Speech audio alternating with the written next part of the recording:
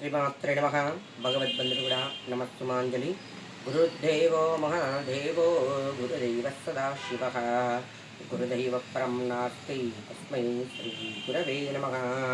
గురుదేవుల పాదపద్మాలకు శిరసాష్టక నమస్కారాలు. ఈరోజు చెప్పే విషయం ఇంకా 30వ తారీఖు 4వ నెల 2025 బుధవారం అక్షయ తృతీయ. ఈ అక్షయ తృతీయ వైశాఖ మాసంలో చాలా ప్రతినిత్యం కూడా శ్రేష్టమైన రోజే. అందులో తదియ చాలా పవిత్రమైన రోజు. ఈ రోజున చాలామంది గోల్డ్ కొంటూ ఉంటారు. కొనవలసిన ద్రవ్యాలు ఏంటి అంటే కనుక చాలామంది తెలియక అందరు గోల్డే కొంటూ ఉంటారు.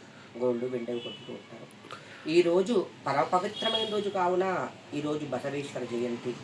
సింహాచలం లక్ష్మీ నరసింహస్వామికి నిజరూప దర్శన భాగ్యం కలుగుతుంది, మనకు కలుగుతూ ఉంది.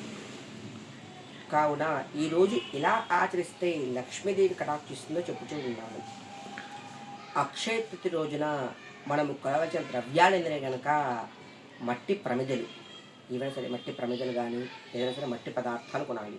ప్రమిదలు వాడతాం కాబట్టి ప్రమిదలు కొంటే చాలా శ్రేష్కరము. ఒత్తులు, దూది ఒత్తులు ఉంటాయి కదా, దూది ఒత్తులు, బెల్లము, ఉప్పు,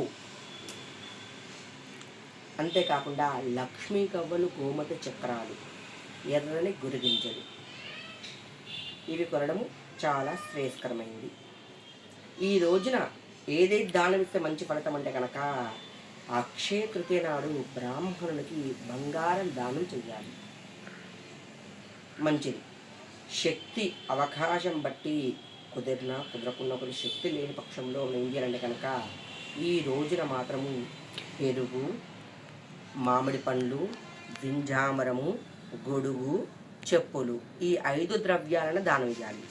ఒకవేళ ఇంకా 6 కూడా తెల్లవారైనా సరే, కానీ ఈ రోజు చాలా శ్రేష్కరమైన రోజు, తెలుసు కదా. ఇవి ద్రవ్యాలు ఎవరికైతే దానం బ్రాహ్మణునికి ఇస్తామో మీ గృహం నందు శుభకార్యాలు చేయడానికి మంచి రోజు అన్నమాట.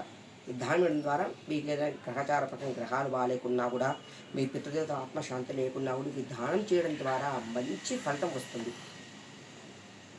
కావున ప్రతి ఒక్కరు కూడా లక్ష్మీదేవికి ఏ విధంగా పూజ చేయాలో నెక్స్ట్ వీడియోలో చెప్తాను. ఈ రోజున మాత్రం ఈ ద్రవ్యాలు ఖచ్చితంగా కొనవలసిన రోజు. ప్రతి ఒక్కరు కూడా ఈ విధంగా ఆచరించి లక్ష్మీదేవి కృపకు పాత్రగాండి. శ్రీమాత్రే నమః.